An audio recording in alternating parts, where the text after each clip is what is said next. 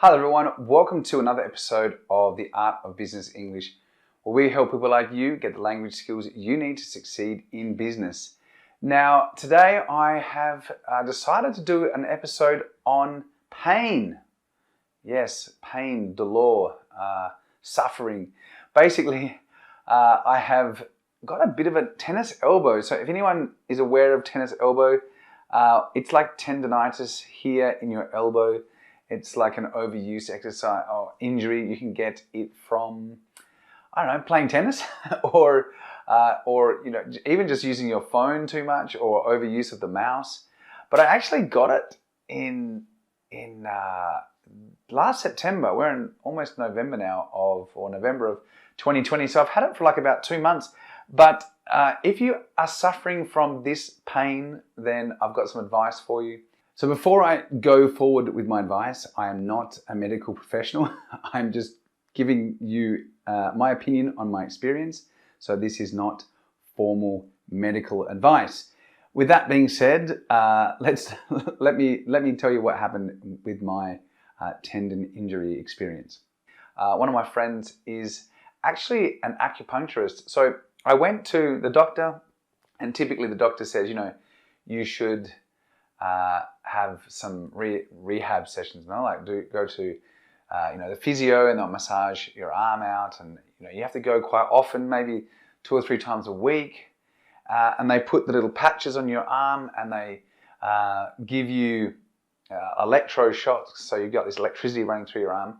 But my friend's actually an acupuncturist, and I went to him just once a week because I don't have much time to get every single day or every second day to a physiotherapist.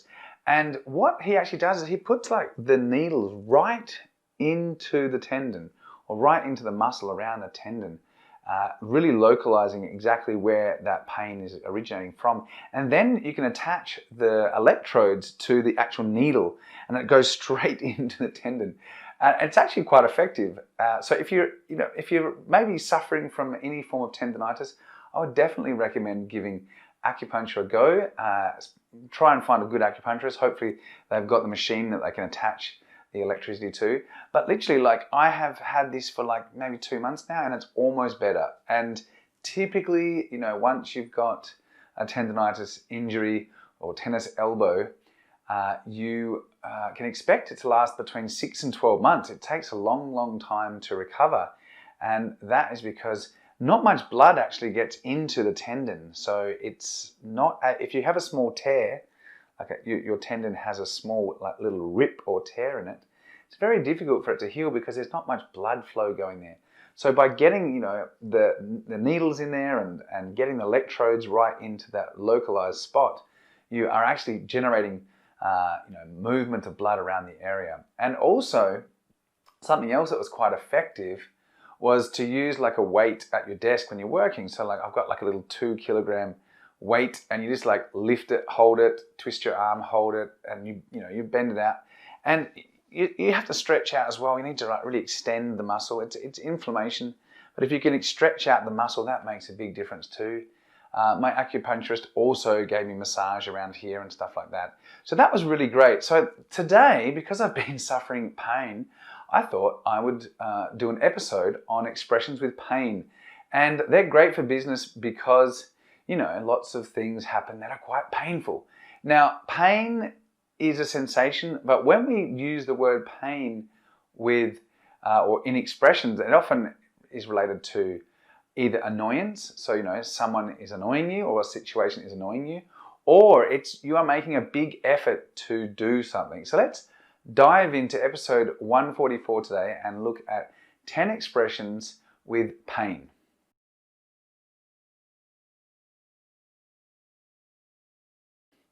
Okay people, so let's dive in and look at the first expression on my list today, which is a pain in the neck, or less flatteringly, a pain in the ass. Okay, your ass, culo. Okay, so if you're a Spanish speaker, it's dolor del culo, or a pain in the neck, pain in your neck. So obviously a pain in your neck or a pain in your ass is very annoying. So it's an especially irritating or aggravating or obnoxious person, thing, or situation. So, it's not really great to have literally pain in your neck, but we refer to a pain in the neck or a pain in the ass as a situation, person, or thing that's extremely irritating or annoying. So an example would be having to make hundreds of minor changes to this document is really becoming a pain in the neck. Okay, so you can imagine how frustrating it is when your boss keeps asking you to make changes to a document, minor changes. Oh, change this, change that, change this, change that. Okay, the next one is at pains to. So at pains to. Now, if you are at pains to do something, it means you're striving. It's used to describe a situation or someone who is putting forth a huge effort towards some sort of goal or objective. Okay, so if you're at pains to do something, you're trying really hard to do it really well and achieve or reach your goal. So an example would be Anna is at pains to make sure her boss is happy with her work. She is hoping to get a promotion this year. So, Anna is working really hard because her objective is to get a promotion. So she's at pains to show or demonstrate this to her boss, that she's capable and perfect for that job. Okay, number 3 on my list is to feel someone's pain. Okay, this is an expression that we use to empathize completely with how someone is feeling, okay, or maybe with the situation that they're in. So an example, for example, imagine a scenario between two people. John says, "Oh, I'm so tired of always being the one who has to fix everyone's mistakes." So that's a frustrating situation, no? And then Mary, in response to John, says, "Oh, I feel your pain. There is nothing more annoying than constantly picking up after people." So when we say constantly picking up after people, it means that we're behind them, fixing all of their mistakes and really tidying up all of the terrible work that they've done. So if you've ever been in a situation where someone or your colleagues are always making mistakes and you're the one that has to fix them, then, if you want to sympathize with someone, you can say, "I feel your pain, okay? I know how you feel. So I feel your pain." All right, let's look at the next one. Growing pains. Now, growing pains, very typical for companies which are growing quickly, and maybe they start out as a small company and then they are evolving into like a mid-size or a large company. So a growing pain is when an organization or activity has really quite rapid growth, and as a result of this rapid growth, they're experiencing problems. And generally those problems are related to logistical or, they don't have the right people, they don't have the right structures in place, they don't have the right processes, so they experience growing pains. So they have problems and issues related to the rapid growth of a company. So let me give you an example.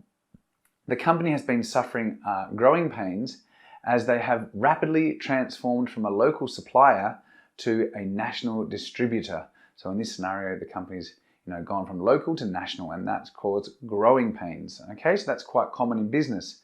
Well, we hope so. It's better to have growing pains than to have, bankruptcy pains. All right, let's look at the next one. To take great pains to do something. So to take great pains to do something, which means to expend or a lot of time and energy doing something. It means, you really want to do something well, so you invest a lot of time and energy. So you take great pains to do something, and generally to do it well. So the team has taken great pains to ensure that the project is completed on time. So in this scenario, the team is working really hard, making sure that this project is completed on time. Okay, let's look at the next one. So the next one is a royal pain. Okay, a royal pain. Basically, this means someone or something that is very irritating. So royal is used to really emphasize and intensify how annoying the situation or person is. Okay, so an example, this project has turned into a royal pain. I doubt we'll get it done by the deadline. Okay, so the project has become more and more complicated, so it's become a royal pain for the people working on it. They really want to get it finished, but they probably won't get it finished because there are many problems associated with it.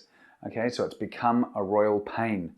So let's look at the next one, which is feel no pain. And this one's quite funny. It's like a euphemism to be feeling drunk. Okay, so drunk, you've been drinking too much alcohol. Yay. So there was free food and free booze all evening at the staff Christmas party. And pretty soon I was feeling no pain. So, it's quite, a jokey expression to mean that, because you were drunk, you didn't feel any pain. Literally, it can happen if you are in pain. Some people will drink alcohol to numb that pain. So feel no pain, okay? Now, the next one is there is no pleasure without pain. Now, this is a very common expression as well. I'm sure you've heard this in the lyrics of many songs. So there's no pleasure without pain. And that means that every enjoyable thing in life requires some amount of sacrifice or suffering to obtain it. So if you want to get the good things in life, you have to first go through a process of sacrifice or suffering. So let me give you an example.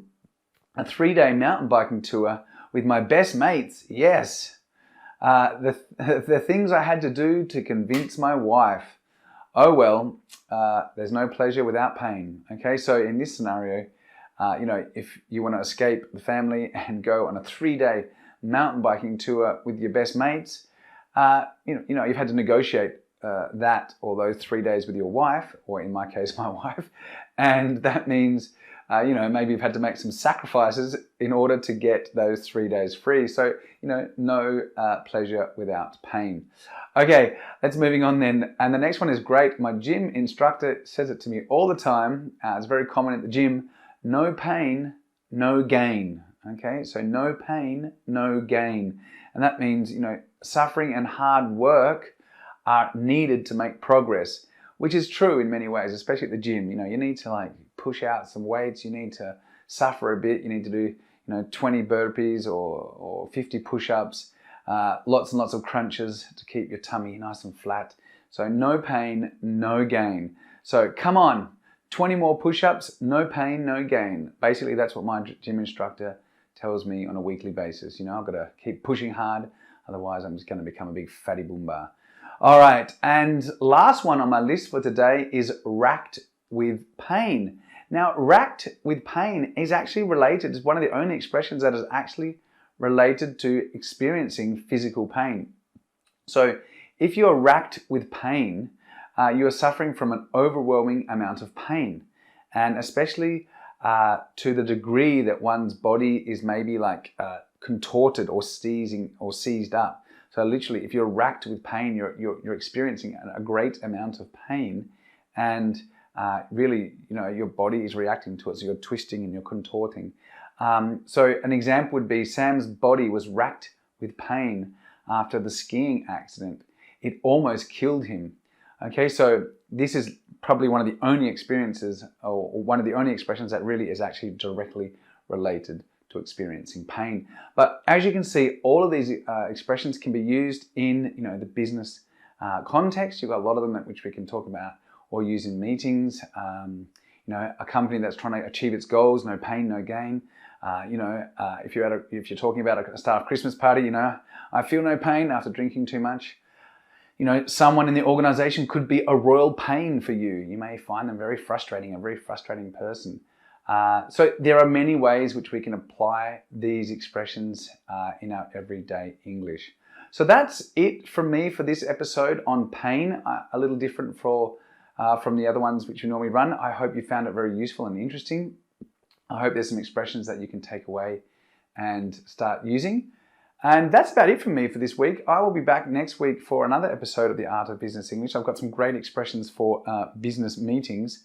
And this actually, today I believe, I'm going to be releasing this episode today, and it's the last day of the Cyber Monday sale. So quick jump over to the Art of Business English website. I have got all the courses up on the homepage, and I have got a Black Friday Cyber Monday sale currently running, but today's the last day. So quick, get over there and jump in.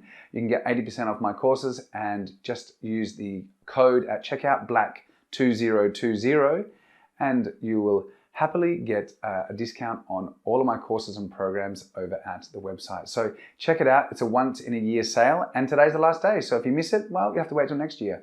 Anyway, people, that is it from me. I hope you found this useful. Drop me a comment below, or just drop me a question or any questions over at my social media pages. That's it from me. Take care. See you all next week. Bye for now.